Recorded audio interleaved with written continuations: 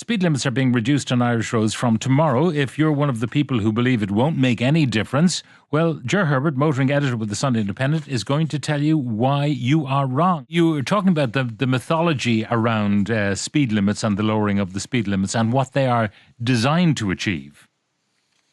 Yeah, so I've just over the last week, I mean, there's obviously been a lot of outrage about the idea of reducing speed limits, particularly on social media. I think there's a lot of confusion about what actually is happening tomorrow, and I'm not sure people realise we're literally talking about rural, local roads. These are roads that link communities.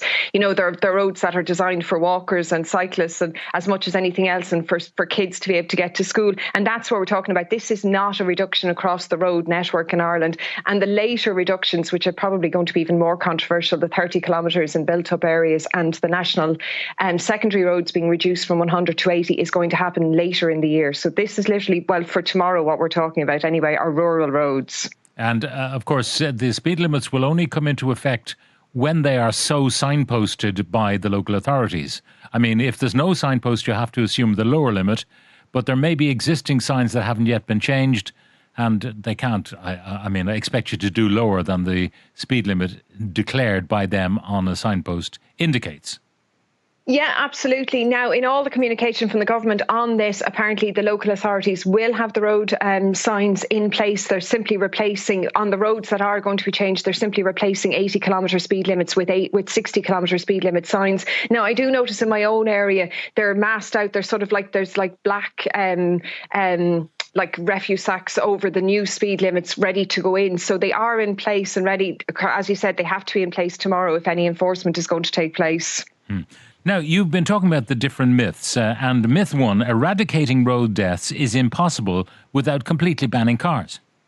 Yeah, but this is a bit tongue-in-cheek, but a lot of people say, oh, you'll never get to vision zero and we'll never have, zero collisions on the road unless we ban cars. The fact of the matter is, though, I mean, we have a choice. The choices in life are not doing nothing or banning. There's somewhere in between. And if you look at how we have slashed road deaths over the last decades, and particularly if you go back to 1978, like 627 people died on our roads. That was at a time when we had much less cars and we had a smaller population. But obviously, between the enforcement of wearing seatbelts, safer cars, motorways, better road design, stricter drink driving laws that came in the 80s and 90s and more recently as well have made a huge difference to this. So, sensible policies based on actual evidence have made a huge difference to the number of people dying on our roads. The second myth you want to bust is speed limit reductions are only about reducing fatalities and nothing more. Yeah, this was something I saw saying, somebody said to me, but what happens if by this time next year we haven't reduced fatalities? But it's not just about fatalities, particularly with the changes that are coming in tomorrow. It's about making these roads more livable. And, we have a situation now where a lot of those rural roads can't take a speed limit of 80 kilometres, but people will still try it. The speed limit says I can do 80, so therefore I'm going to try.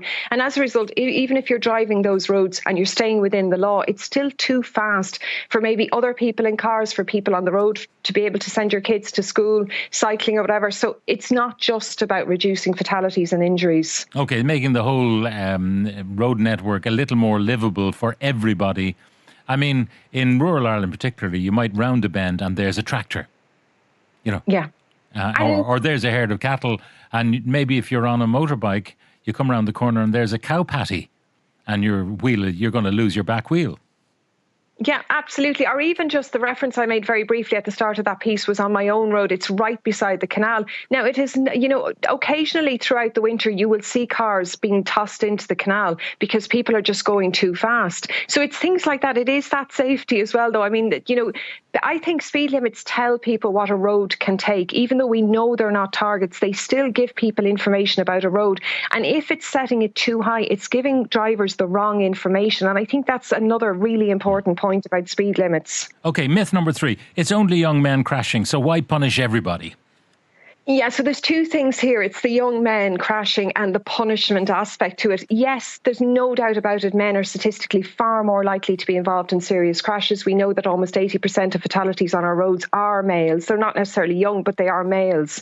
There's a lot of young males as well, though, who figure highly in those stats. But I mean, the point is, if we make the roads safe for everyone, we make it safer for young men as well. And I suppose the point I made there was, if we have lower speed limits, we give drivers drivers, including young male drivers, a fighting chance of walking away from a mistake. Because if you come flying around a bend, at high speed, and you meet another car at high speed, that has a much worse impact than meeting somebody who's driving at a much slower speed.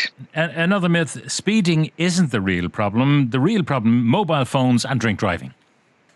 Yeah, Twitter is full of this at the moment. And absolutely, mobile phones, distraction. We've spoken about this many times, Pat, is a huge issue on our road. Drink driving, unfortunately, we seem to have less, or we seem to have more tolerance for it at the moment. We also have drug driving. But the point is, by addressing one problem, we're not ignoring others. We need to address all of these things. Another myth you talk about is we have some of the safest roads in Europe. Yeah, and I mean, we still figure in the top 10. I think we've moved down to number 7 at this stage. We were up in the top 3 at one stage. We were certainly 4. And yes, since 2019, though, and 2023, Ireland actually saw a 31% increase in road deaths. Now, that's in complete contrast to the rest of Europe. And if you consider, Pat, Poland reduced road deaths at the same time by 35% and Cyprus by 30%. And generally across the EU, there was a 10% reduction. Now, some countries were completely stagnant. Germany and Italy just maintained their normal stats. But I mean, that is definitely something, but it does depend on your starting point. I mean, if some countries have a very high road death statistic and then they reduce it because they've done something that we did years and years ago, it might suggest they're really doing better than us when in fact they're only catching up with us. Yeah, absolutely. But I still think if we're going that far against a trend, there's something wrong and we do need to look at our roads. A 31% increase when everybody else is reducing their road deaths tells us that something needs to be done. Myth number 6, lowering national secondary roads to 80 kilometres from 100 is nanny state nonsense. Yeah, wait for this one later in the year, Pat. The biggest issue here is investment in our roads. It's as simple as that. So if you look, a lot of our national secondary roads are single carriageways. So therefore, you've got traffic going in 2 different directions, but one can cross over to the other. So the risk of a head-on collision is quite high.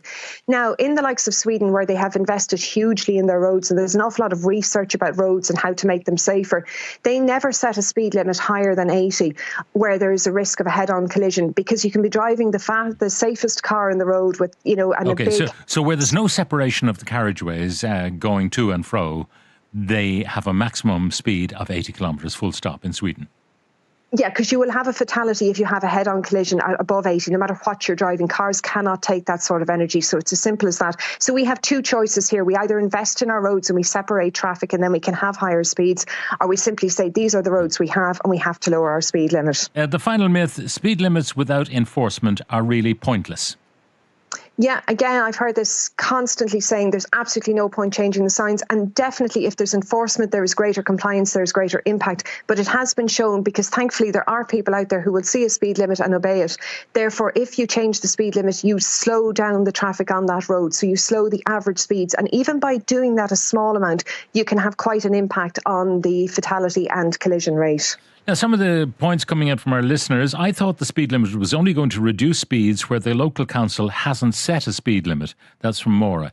And that is the case, isn't it? They can decide that a higher speed limit is safe, and they indicate that with a signpost. Yeah, the local authorities, the discretion still lies with them. I mean, the powers haven't been taken away from them. The fact of the matter is the default speed limit, so what the lowest speed limit that is possible on that road, has gone down from 80 to 60. So it's up to them to decide. So if they have a road where they've invested in and they've widened it or whatever, and it's 80 kilometres and they feel it's a justified speed, they can leave it at that. This one, the lowering of speed limits, all this will do will extend journey times. I live in Offaly. I drive to the northeast for work. It'll make my journey around 45 minutes longer. Enforcement is needed for the limits we have, not changing them. Yeah, the speed limit review in 2023 looked at various different scenarios, and this was the one that actually had the least impact on journey times because of the rural or the local nature of the network. It's because these are roads that link communities, and they generally are roads that link to higher order roads, so primary roads and secondary roads. It is unlikely that it will have any significant impact on journey times. Permanent average speed cameras at fatality black spots, it's quite simple. We also need to implant technology so people are freaked out everywhere, and this will change their behaviour. I drive for a living, and driving standards and ignorance, incredible on our roads. Yeah, unfortunately, where there's a real risk of us getting caught, we tend to modify our behaviour. So, I mean, the more enforcement, the more compliance. Why can villages, schools, towns not be 30 kilometres as in other countries? We would then have reduced road deaths like they have. Well, that's coming in later in the year. It's expected around June, but that is for all built-up areas. It'll go from 50 to 30. General points, the roads are badly missing a guard. The President says one, they tried this speed limit reduction in New Zealand. They're reversing it now. That's according to Hugh in Cork. Yeah, different country, different roads, different policy. I mean, you know, we can learn from other countries, but we don't have to say that we're going to get exactly the same results. Now, there's one thing, though, Ger, that I think we probably avoid talking about, and that is where you have really slow speed limits, people are much more likely to be doing other things in the car. You know, when you have to drive your car, and you've tested so many cars in all sorts of situations, you're really on your mettle when you're pushing a car through its paces. When you're dawdling at 30 kilometres an hour through a housing estate, who's to say that you're concentrating at all? Because it just appears so slow.